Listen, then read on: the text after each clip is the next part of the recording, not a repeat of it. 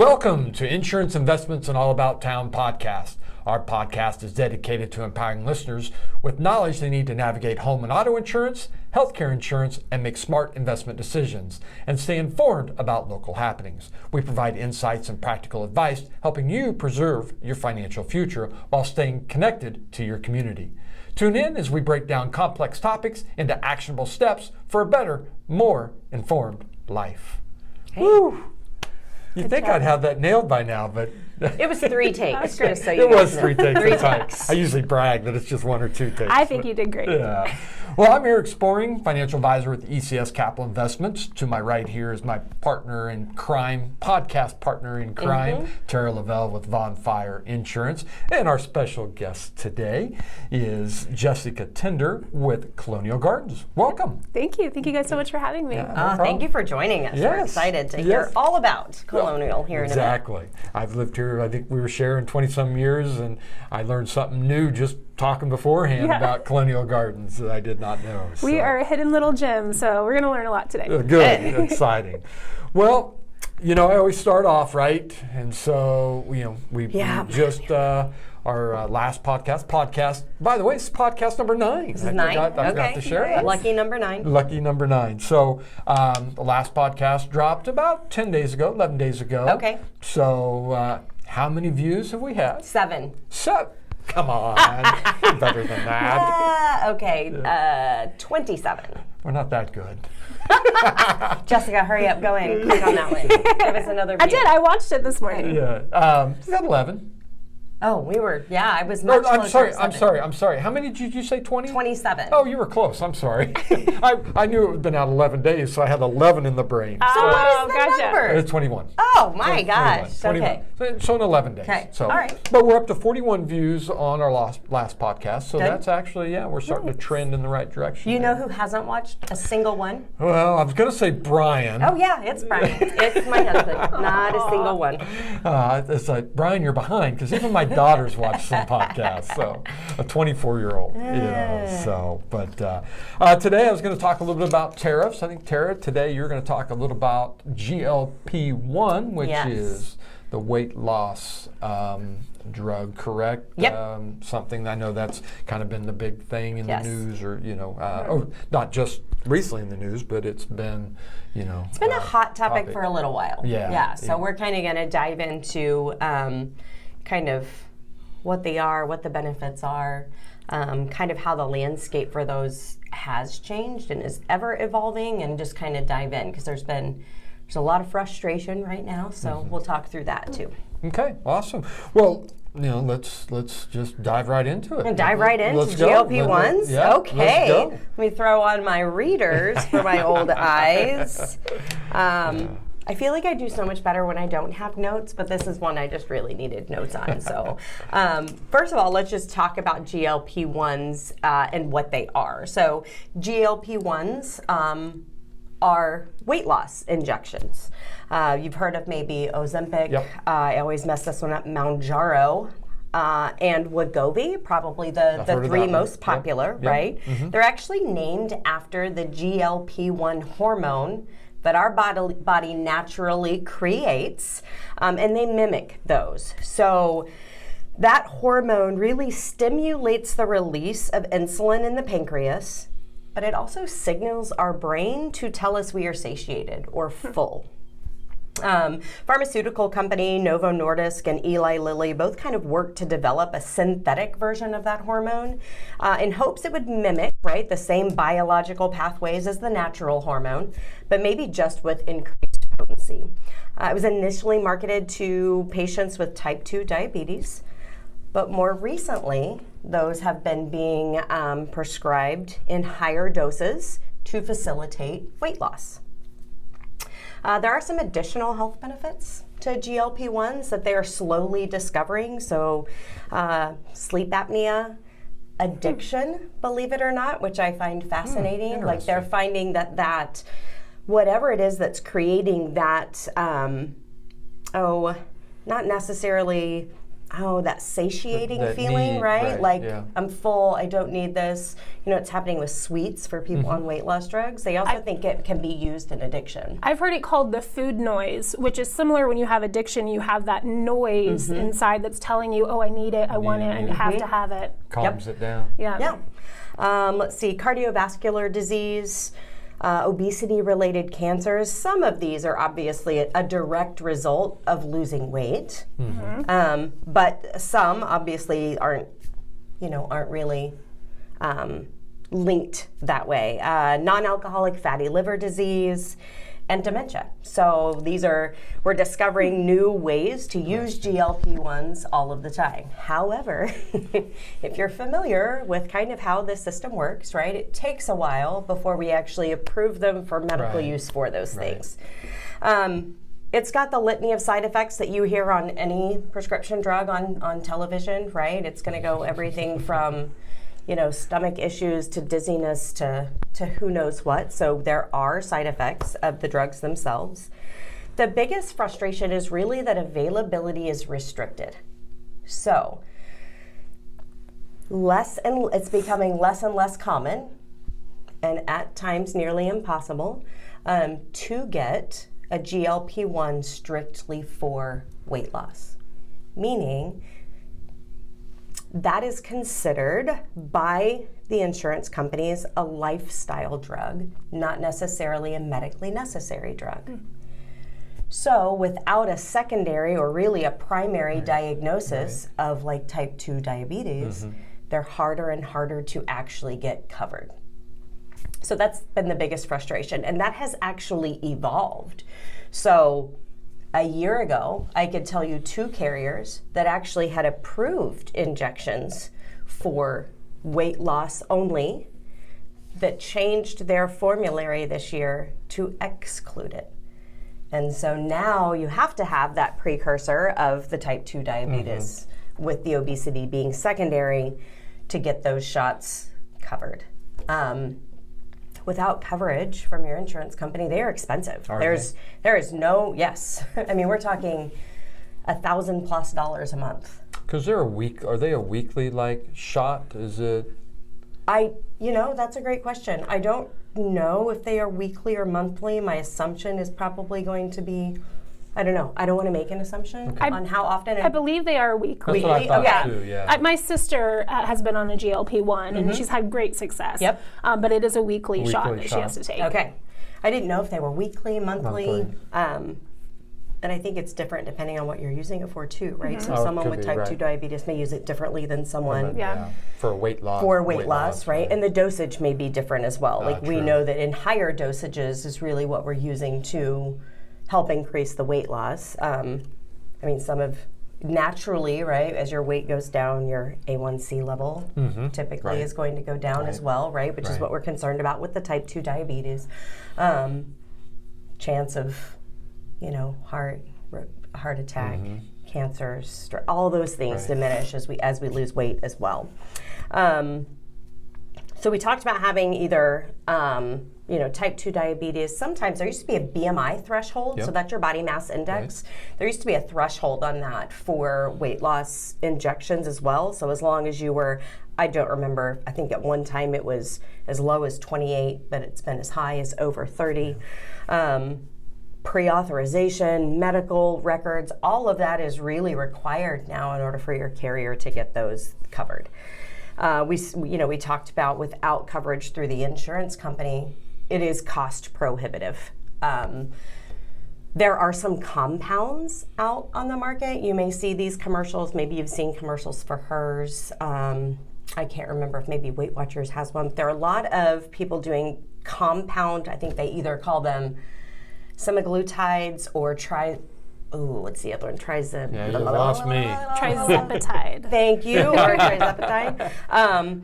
The difference in a compound medication is that compound medications typically aren't FDA regulated, so they're going to be similar, right? They're compounded at the pharmacy. They're going to be similar. They just aren't that name brand, been through the FDA, all that, that good stuff.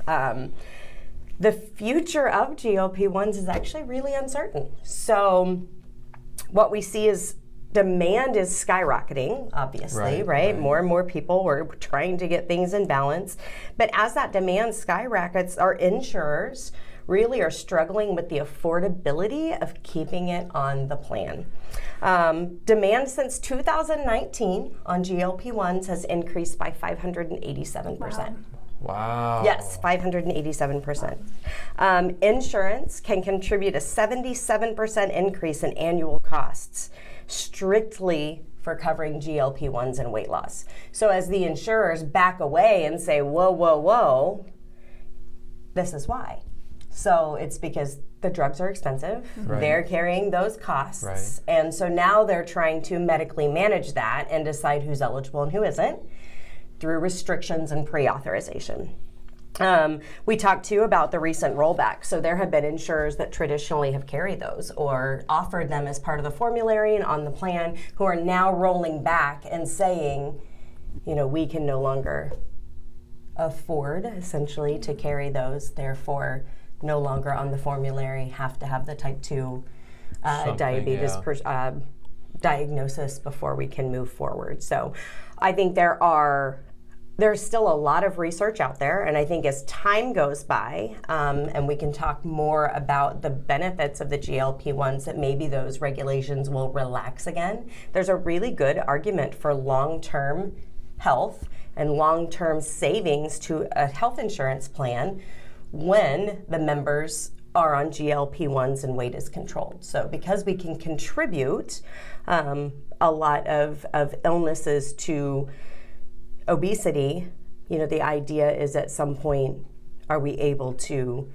decrease the chances or the risk in that by utilizing GLP-1s as a covered medication? But until that time, you may struggle. You may struggle to find a plan that covers them. Right. You're not going to find them on your ACA Marketplace plan. You're not going to find them on your Medicare plan. Probably the only place you'll find those is with self-insured large employers who have specifically asked to have coverage on that. Put that in the plan. Yep. Yeah. I actually quoted a group just a few weeks ago, currently does not. So they have a carrier who last year covered Wegovy for weight loss. This year's formulary excludes Wegovy for weight loss.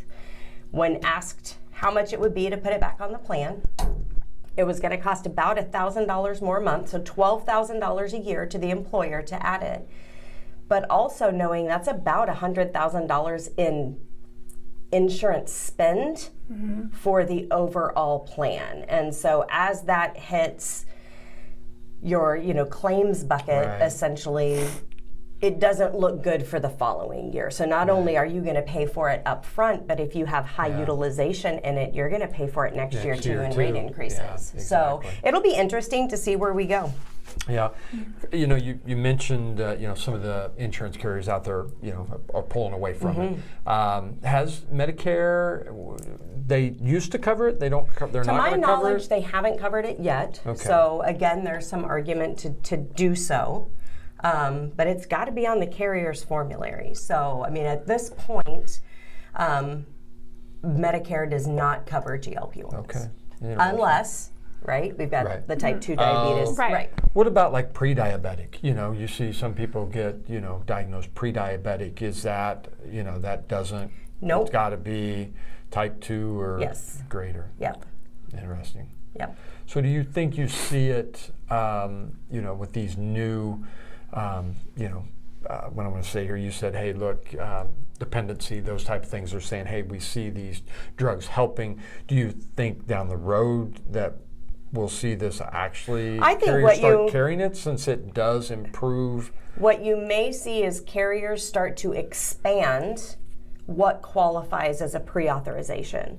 So a carrier might expand and say, okay, if you're a type 2 diabetic or a diagnosed person struggling with substance abuse disorder, then you qualify. Then you qualify. Got it. So, but not if you're pre-diabetic, that doesn't count. It's just type 2 or dependency issues.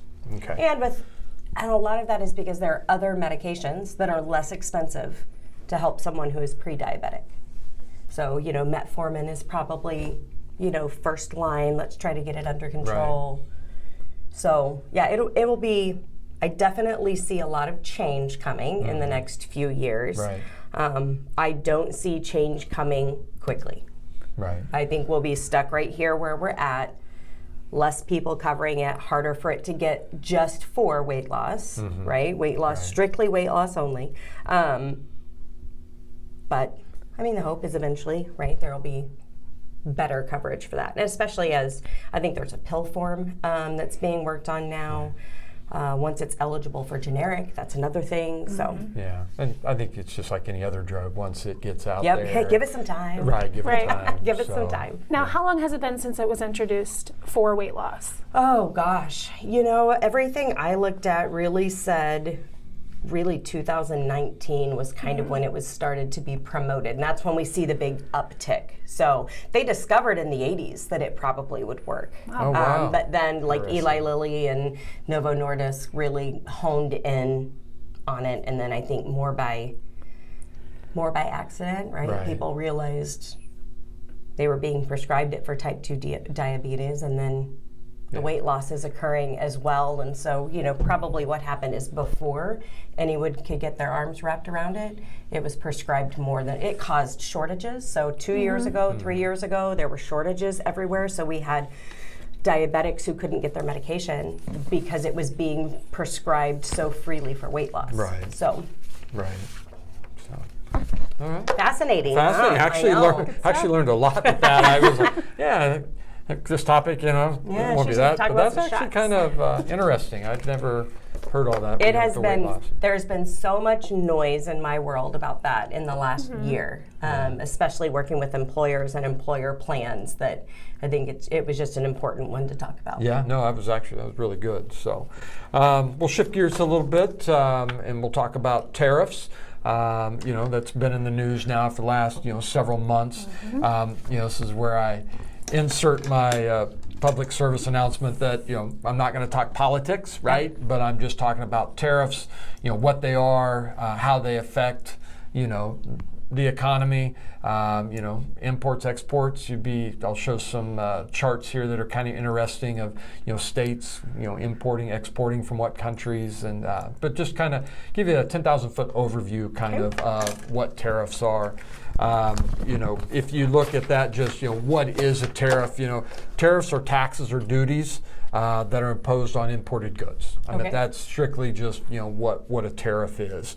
You know, why are they used? Their intent is to protect domestic industries, encourage local production, generate government revenue, which we'll get into here in just a second.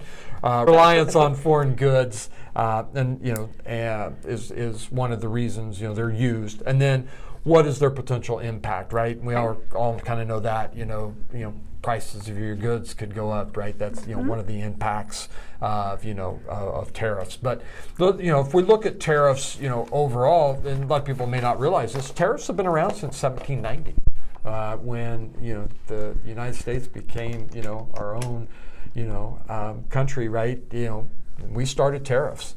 And if you look at the chart here, you know, tariff revenue as a share of total federal receipts, you look back in, you know, 1790, and tariffs were 100% of our income. That's how we funded the United States, was with tariffs.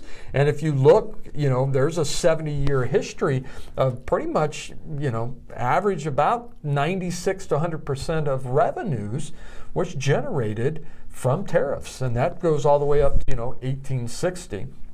And then we'll see in 1860, and for those of you, you know, following along here, you know, on the podcast, we'll show this chart so you can kind of see it as well. But, you know, 1860, we see the tariffs started to, you know, drop, you know, down to about 25%, and then they jump back up. But if you forward and you look at, you know, the 16th Amendment, which came in place in 1913, that's when federal income taxes came around. So that's when the United States stopped relying on tariffs to, you know, to fund, you know, the government.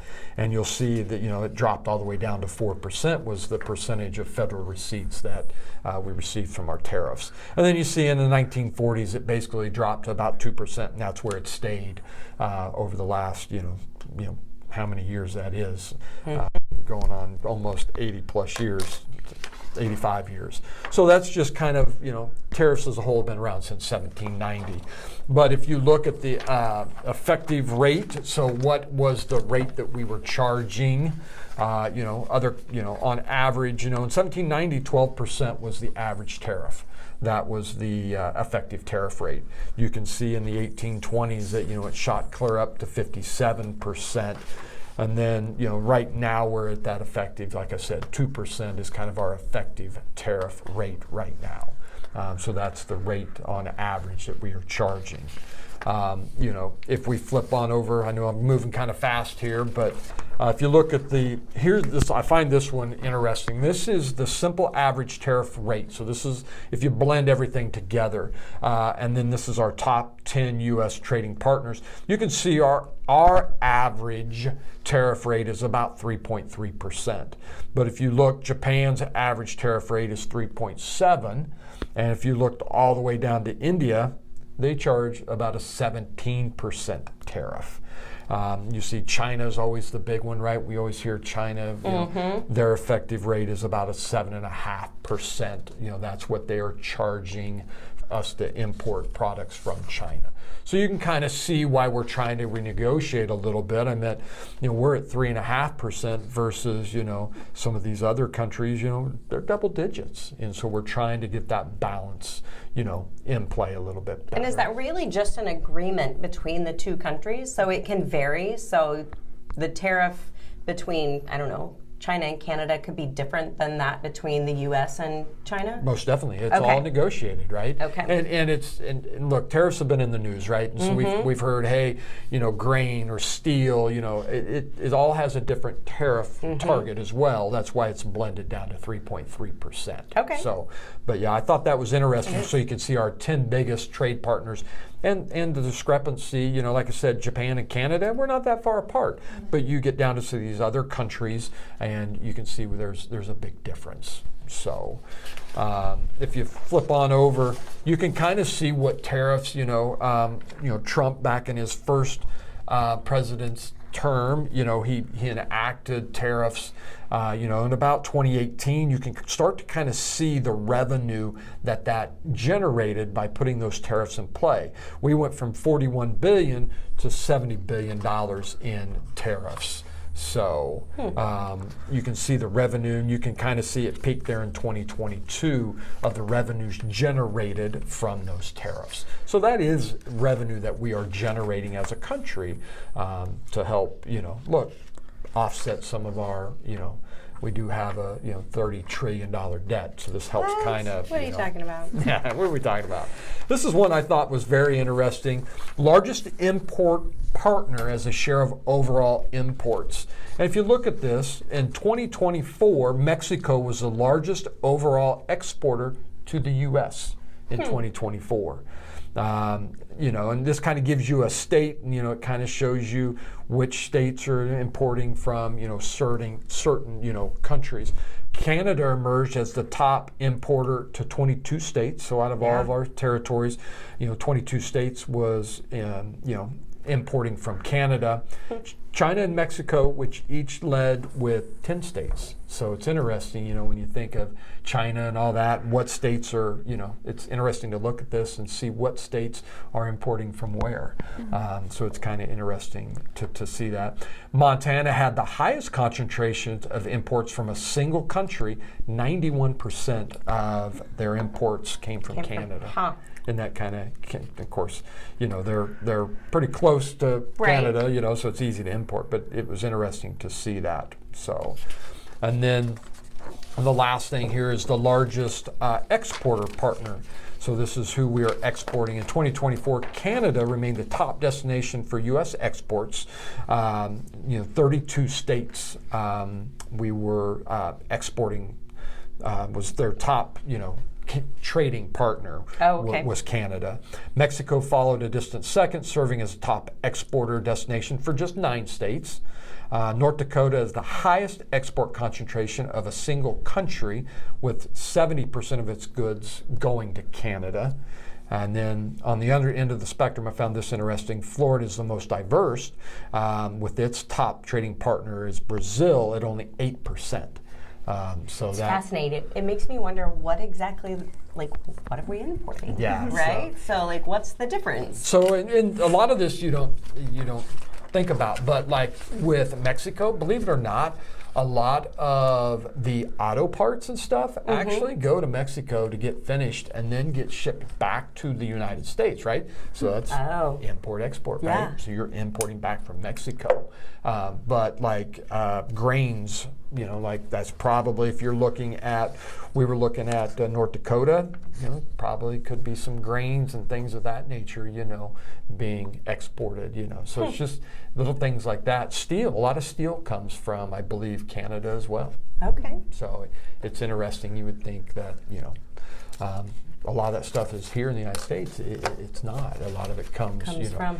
So, that's why you look at this administration. Once again, I'm not going to talk about politics, but, that's what this administration is looking at a little bit, is trying to balance this out a little bit more and, rely on. And look, COVID had a little bit to do with this, right? I meant when we hit COVID, it shut down the world, and it's tough to import some of these things. And so trying to look at, okay, can we bring some of this stuff back? And if something like that happens again, now I think I've said it on this podcast before that it's not going to happen overnight, right? I was going to say, you can't just throw up a factory, fill it with people, and start. Exactly. Those factories are 3, 4, 5 years down the road of getting them built and getting them online. And so I totally agree with you. So that's where you're seeing a lot of companies right now too of, do they want to put that spending out there to build those manufacturing? Because look, this administration's got 4 years, and so what's the next administration? So a lot of CEOs they're juggling right now. They don't know what to do because they understand, they see these numbers. And if we want to bring it back, it's going to cost us. So, but I just wanted to kind of give a little 10,000-foot overview of kind of what tariffs are, how a lot of the states use them, who they're, importing, exporting to and from, so I just kind of found it, kind of interesting to kind of show, He's always good at finding those little interesting tidbits. Little nuggets, I like to call them. Those little nuggets of knowledge. Yeah, so, but any other questions or anything that you had or on tariffs or anything? I had a quick one. Sure. So your first graph that you have here was showing how, in the late 1940s, early 1950s, we went down to about 2% of the revenue drive. And then on one of your later ones here, we're kind of talking about what the kind of income was, and in 2018 to 2019 we saw a dramatic jump of about $30,000, but it still stayed at that 2%. What do you think kind of the factor was that kind of kept it at that 2%? What else was going on? So we are, like I said, the reason why, right, because the administration upped the tariff percentage, right, and so certain things maybe that are coming from China could be the big thing that's pushing that. Maybe Brazil and those countries, nothing really changed when it comes to percentage-wise, right? It's who are we or who's importing our products the most, and if we're hitting those, that could be why we see a jump and it's staying at 2%. Okay. Some of those other countries it didn't really affect, but the ones we're really importing from, or exporting to, they're paying that tax, are the ones that are doing it the most. Does that make sense? Yeah. Probably why the jump. So. Yeah, I just didn't know if there was something else that was going on, in the economy, like inflation or anything like that could have, kind of fed into that as well. Yeah, those are basically what you're looking at there is just import-export numbers is all that is. Yeah, there's no, inflation isn't, because I mentioned that at the very beginning that, tariffs can place, it could cause, inflation, right? Yeah. Because eventually companies are going to start passing that on to the consumers, right? Yep. And so that's when you can start seeing the price of, we saw that, right, in 2020, I think what's interesting is the two low points, and you guys can't see the graph. Maybe they will. They're going to get posted. Good. Yeah. They coincide with World War I and World War II. I didn't bring that up, but yeah, you're exactly and I'm like, right. that's interesting too. Right. So, I know that, for World War II, there was a lot of that, we were doing a lot of things at home, right? when the men are off fighting, our women went out and worked in the factories, and we were, making it home, buying it home, those things. So I found that to be interesting too. Just it could be coincidental, but but no, I saw that too in the 20s and and in the 40s. I saw that too. So, but anyway, just some fascinating information to share. So very cool. Yeah, and so I always like to, as you mentioned, I always like to have little nuggets. So more flowers in June. Okay. Through May 28th, the NASDAQ composite was up 9.5% in May. Okay.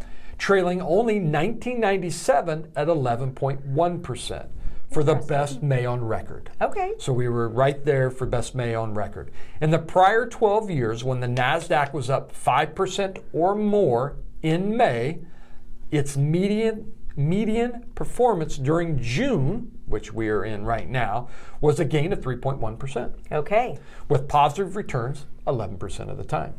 Oh. So, there's a good chance, since May was a positive month in the market, June will be. that June could be a positive month in the market.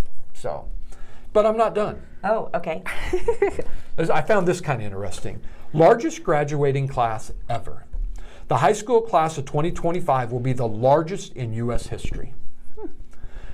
That is interesting. And the number of graduates is expected to decline 13% between now and 2041.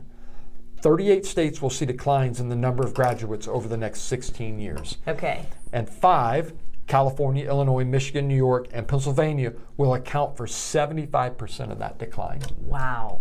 So that's actually what was fascinating to me, right? Is that we keep hearing about how people are choosing less and less to have children. Smaller, none at all, or smaller family units, right? So 2.5 kids isn't what we have anymore, whatever. Right. So I was like, interesting, we have the largest, but then you hit me with the and. Here we go. So, okay. Yeah, so that is interesting. We kind of, like we said, we've seen that peak, and now, but how does that affect, and here I'm getting, how does that affect the country moving forward, right? I mean, less population for jobs, things like that, so.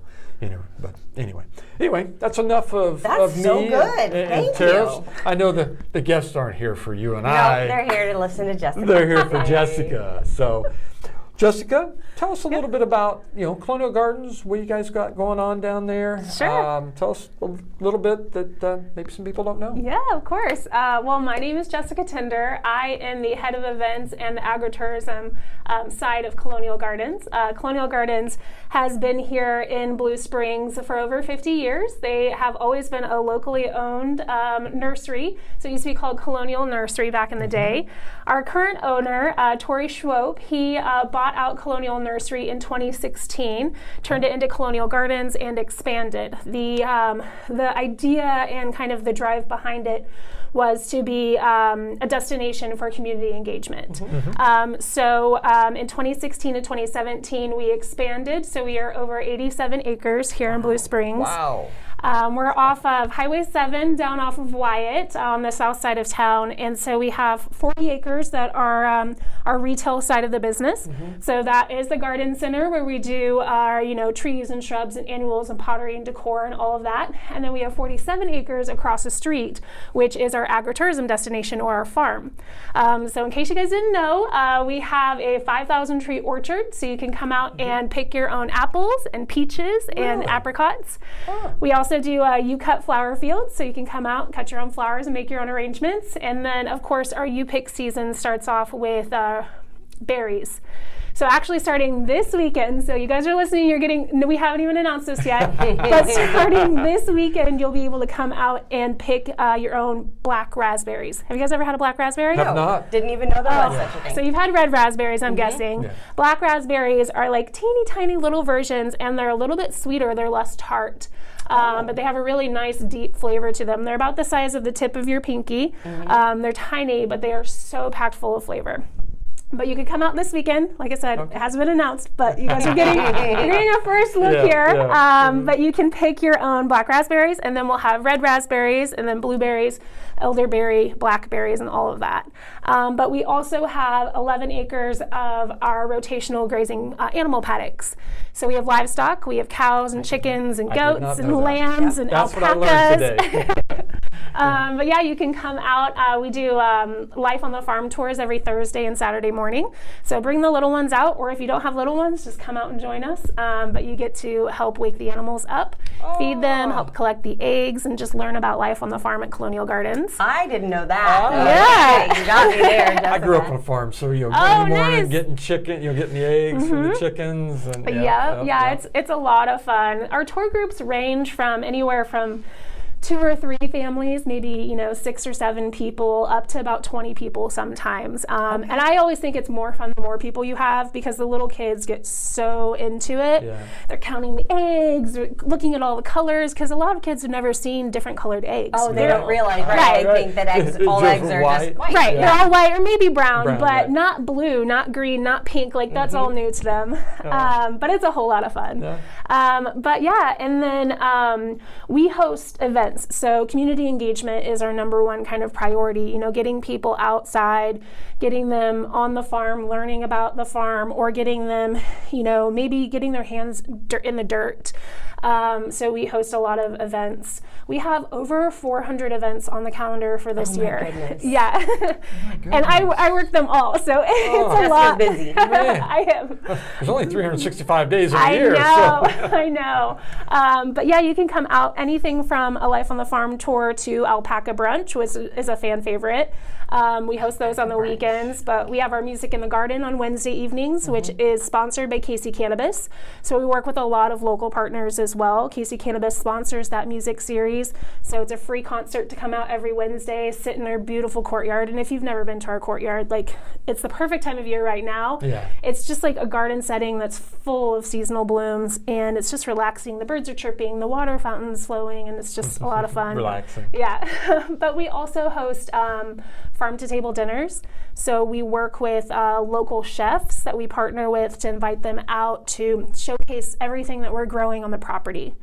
So we have our market garden team, which is Light to Life Farm, and they work out of our giant greenhouse in our parking lot, and they grow all of our own fresh produce. So you can come out to the market and buy fresh produce, or you can come to one of our farm-to-table dinners that showcase all of that. And then we also work with other local farms to get all of our meat products and our grain and things of that nature too. But as I mentioned, it's all about community engagement. So working with those local partners, like Honeybee Hives is our beekeeper. They're local here in Blue Springs. We work with Sheltie Farms, which is a lavender farm just over by Lee Summit. And just bringing the community to us to showcase other community members, products and farms and everything is just really important to us. So yeah, that's a little bit about who we are. Wow, a little bit about who we are. So yeah. So I do have a question.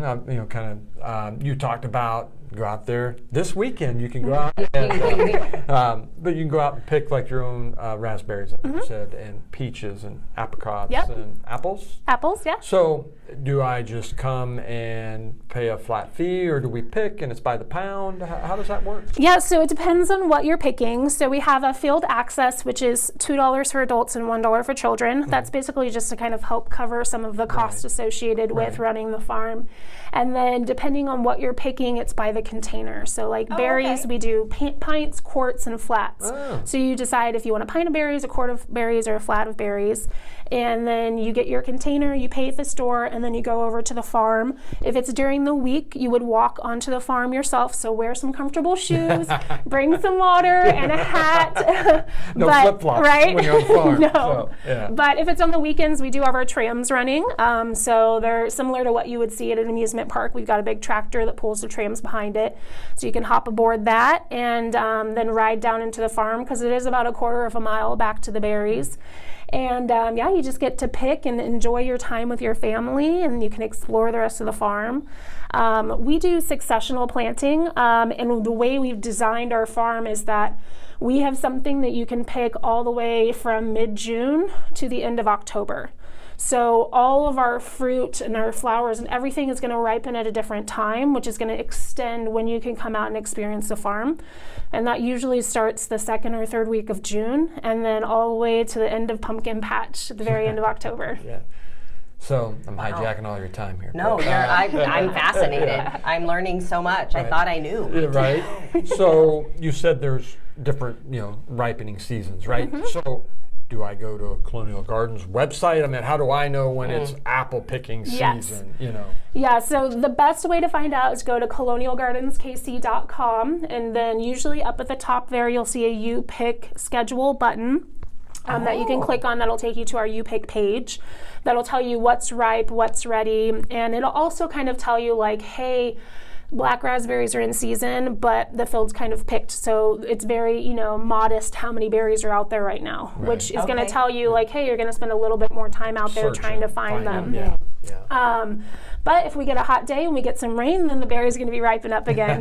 But yeah, that'll be the best way. And then also following us on Facebook. I do that. Yeah, I was like, you probably see my face a lot if you're on there. I do that. But I usually will jump on and kind of tell everybody what's ripe, what's ready, when to come out and things of that nature. Okay. Interesting. I like that. Now, I've seen your arborist on the news, too. So you have a local arborist, correct? Botanical Brian. Yes, Botanical Brian. That was it. I couldn't think of it. I knew his name was Brian, but I couldn't think of it. Yeah, we partnered with Fox News for a few years, so he was doing some gardening guidance with them. We haven't done that so far this season, but hopefully maybe next season or so we'll get to start that up again. Yeah. And I've done, you've had everything from, container garden classes. That's the other thing I've noticed, right, is not only do you have the You Pick events, you've got some classes going on too. Education is a very big focus of what we do. You can come out and, like I mentioned, get your hands dirty, making your own container to sit on your own front porch, or maybe you're coming out with mom around Mother's Day and you guys are doing it together, so you can go home and have matching containers. That's a good idea. Yeah, or the holidays. Our biggest one is going to be our holiday container in November, and that usually starts the weekend of Black Friday. But those are like the most attended workshops. We usually have 30 to 40 people that come out. We open up the whole greenhouse, and it's just a ton of fun. Oh wow! But I've seen terrariums too. You have a terrarium. Yeah, we have terrariums of love and terrariums of horror. So terrariums of horror that's fun. It has carnivorous plants in it, so it's a lot of fun. Awesome. Definitely telling my daughters about that. They love spooky seasons. Yes. You might as well just add, a plant mixture to it. Yeah. A Venus flytrap, spooky. Well, I know what I want to know, and what everybody's dying to know is, when are the peaches good? So last year we lost our peach harvest. Oh gosh. Okay, I hope peaches that doesn't happen. in our environment, we had a late frost last year. So if you didn't know, education, if you don't have flowers, you can't have fruit. So when we get a late frost and it kills all of the blossoms, and they don't get a chance to get pollinated, then you don't have fruit. So last year we lost it all, but this year the peaches look amazing. Oh, I love peaches. I am so excited. I know you guys came out and you took some of the peaches off the ground a couple years ago. We did, to make barbecue sauce. Made some barbecue sauce, yep. I'll make you some. I'll make sure Brian makes you some this year too. Oh, okay. I think I still have some in my freezer. Yeah. I just thought about that. But yes, that will be in July. Okay. So July will be peach season. Even though we have a ton of peaches and a ton of peach trees, you typically only get one good weekend because it's so popular. So definitely text me. I'm going to need the insider information on that one. Getting your number so I can. But they look amazing this year. Okay. So yeah. Good. Yeah. Okay. I just made peach cobbler yesterday out of questionable peaches, but by the time you sugar them up and bake them, it all turns out okay. Interesting. Wow, that's great information. I didn't know right? a lot of that information. So, yes. And like I said, I learned about, beforehand about the, the animals. I didn't realize you guys had, alpacas and chickens and all that out there. Yeah, we just introduced, we got 140 chicks, and so we just started introducing them. So we just brought 60 over about a week or so ago, and we'll bring the rest of them over here in another week. So right now there's all of these chicks running around with our regular hens, and it's just, it's chaos, but it's so cool. Chaotic, the kids love it, yeah. Sure. Yeah. All right, hot seat? Well, yeah, I was going to say, Jessica, you didn't realize this, but we do have a hot seat question. We end with every time. Yeah, it's I should have gotten a warning about this. No, this one's so easy. It's easy. So this won't air probably until July. Okay. So, my question is July 4th, right around the... It'll air at the end of June. But right. In time for the 4th of July. Time for the 4th, I think 4th of July is one of those holidays, right? Everybody has either a tradition, a food, a something that makes it memorable. So what is yours? We blow stuff up. I mean, I Yes, know. That's I know yes. everybody does that, Right. Blowing but stuff up is good. I remember going out to the farm because my family has acreage down south off Truman Lake, and my brothers would take anything that we had on the farm that we could blow up Yeah. and fill it up. And so that's how I learned how to use a gun, if you will. And that's the only time I have. But yeah, that's just some of my biggest memories are down there on the farm. My hair caught fire once, so that was a lot of Oh, fun. gosh. But I got more than yeah. I bargained for. Right. Yeah. I'm laughing. It wasn't a laughing matter, but so, You do have all 10 fingers. Yeah. So I have all that's 10 good. fingers and all 10 toes. But yeah, just spending time with family and, doing those all-American things. Love it. yeah. How about you? Kind of same thing. I mean, we talked a little bit. My parents live, out on 40 acres, and so we go down there and do a little fishing, a little blowing up Yeah. of some things, and barbecue and grill. I mean, family kind of same thing. That's my parents have done that since I was knee high to a grasshopper. That's fun. Yeah. So We've always, here, locally, since, we have grown children now, it's just kind of simple, right? Cook some stuff up, cook some stuff off, watch the neighbors blow stuff up. We don't love to blow stuff up. But I would say, my most fond memory, I grew up in a really small town in northwestern Oklahoma. And Sealing, Oklahoma, yep, that's the one. And 4th of July was a day full of stuff, and it all happened on the football field. So the week before, everybody was trying to catch their turtle.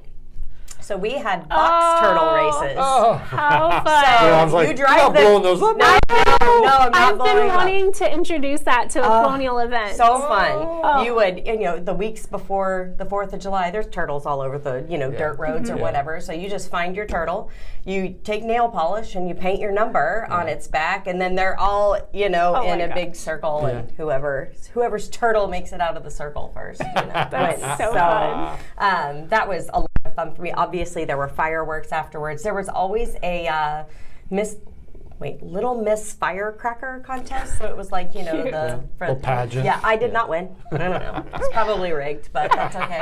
But yeah, that's what I remember about 4th of July growing up, were these box turtle races. More recently, it's just about eating a lot of food and, spending time with family and enjoying either the sweltering heat or the pouring rain, because there's nothing in between. Yeah. in Kansas City. Exactly. Yeah. Yep. I remember some of those as well. So. Sometimes it's both. Yeah, Right. yeah. Depending on the time of day. Right. Right. Yeah. Nothing better than the rain first thing, so that when it does heat up in the Yeah. afternoon, it's like 80% humidity, Just unbearable. 107. Right. Yeah. Yep. Yeah. Yep. Good times. But as a kid, you didn't care. Nope, not at all. Yeah. So, it was great learning about Colonial Gardens, Thank you. everything you guys have to offer down there. Jessica, thanks for joining us today. Learned a lot. As usual, good information on the weight loss drugs. Learned something on that today as well. So, but that'll put a wrap here on episode 9. I'm Eric Sporing with ECS Capital Investments. We got Tara Lavelle of Von Fire Insurance, and we have Jessica with Colonial Gardens. Till next time. See you then. Bye. Bye.